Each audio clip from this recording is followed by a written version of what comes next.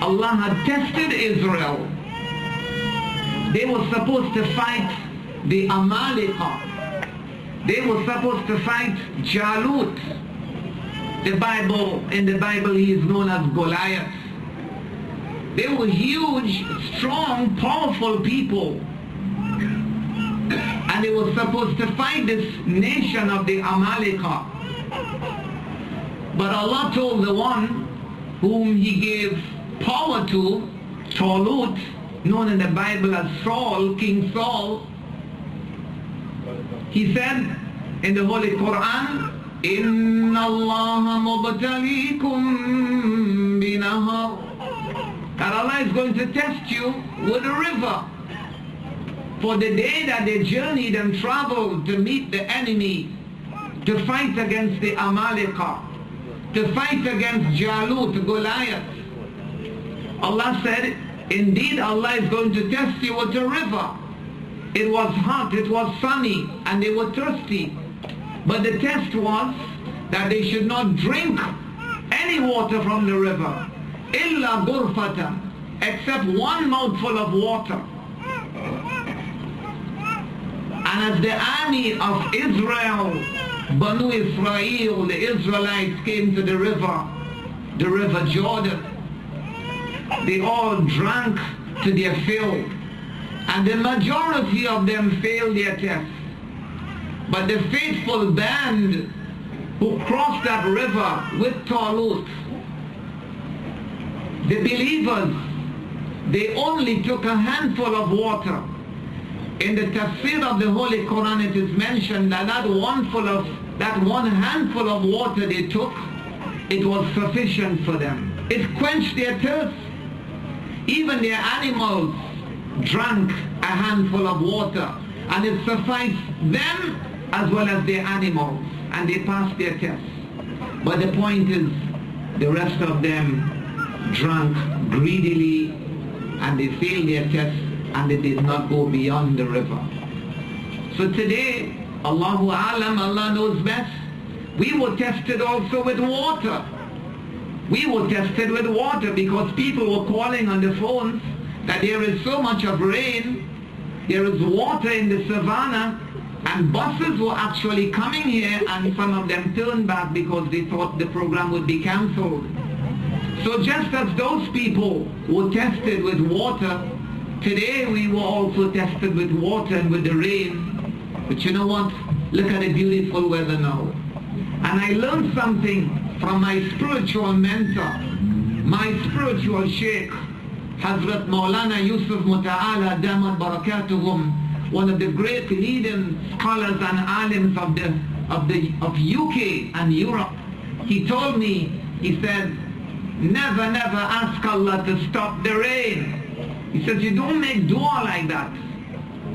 I must compliment my brother Sheikh Munaf, who gave a muqaddama and an introduction to dua.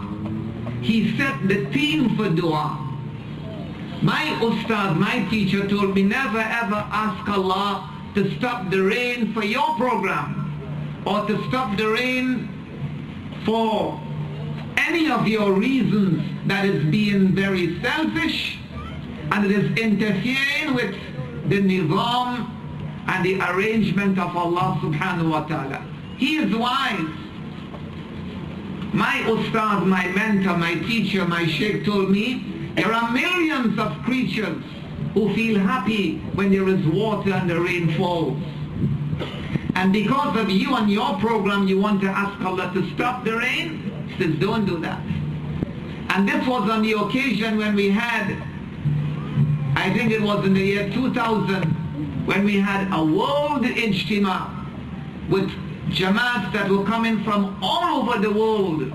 That is the time when, mashallah, the government at that time built roads and they gave our school Darul Uloom lights, because it was a world ijtima and representatives were coming from all different parts of the world. So I was asking my teacher that, you know, make dua that Allah subhanahu wa ta'ala stops the rain, because it was raining cats and dogs. So I said, ask Allah to stop the rain, that the place would be dry and nice. And he said, don't do that. He says what you must do is ask Allah to give us beneficial weather. He knows what beneficial weather is. And I witnessed that on the day of the Ijtima, the 3 days of the Ijtima, the place was cool, there was sunshine, but there was a little drizzle, just as so as to regulate the atmosphere and the temperature. And it was really nice.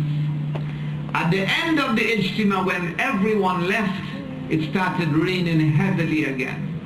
And so to today, despite the rain, it wasn't pouring, it was just cool. Tears from the heavens, who knows? So anyhow, to my brother Inshan, sometimes when we wonder where are the rest, it's because sometimes we are tested, but sometimes we fail the test. But you know what? Still, the Prophet ﷺ said, ظُنُّوا بِالْمُؤْمِنِينَ خَيْرًا. Think good of your Muslim brothers and sisters and always have an explanation for them. So I'm not really here to speak, nor to talk, because talks were given. You know, all of the speakers spoke haqq, they spoke truth. But you know, Moulana Imran Nazar Hussain, his talk was very deep. His talk was very deep because it is what it is all leading back to. Jerusalem, the Yahud, the Jews, Israel, the Dajjal, that's what is coming down to. Ceasefire, a ceasefire in the Gaza. They are preparing for a ceasefire, but with the presence of all the troops there, those children, the blood that has been shed, will they come back with the animosity and the hatred, with the sadness? Can that disappear? It's all leading up to that. The protocols of the elders of Zion, the Jews, the Yahud, the Israel, Muslims and non-Muslims have to know who they are dealing with. If you are not a Jew, if you are not an Israeli, you are nothing to them. In their language they call you a goyim.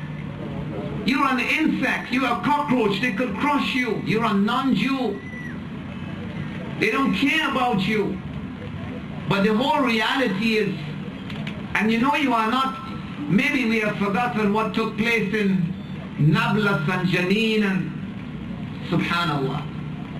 The Jews, Israel, murderers of prophets, killers of the messengers of Allah. So what about you and me? They killed Yahya, John the Baptist. They killed his father Zachariah. They wanted to murder and crucify Isa ibn Maryam, Isa, Jesus, the son of Maryam. They killed in one day 70 prophets of Allah, of the Lord of mankind, Rabbun Nas, and they went about their business. In the evening time they were in the market buying and selling as nothing happened. Slaughterers of the messengers of Allah, the Yahud. What about the people of Palestine? What about you? They don't care about you. Their aim. And you know what's interesting to know? Just as we have a stage here, the stage is being set in the Middle East. And the actors are taking their parts and their roles. As our brother Imran, Moulana Imran, spoke about the black flags coming out of the land of Khorasan, marching all the way to Jerusalem, to Quds. Subhanallah. It is about prophecy. But what role do we play?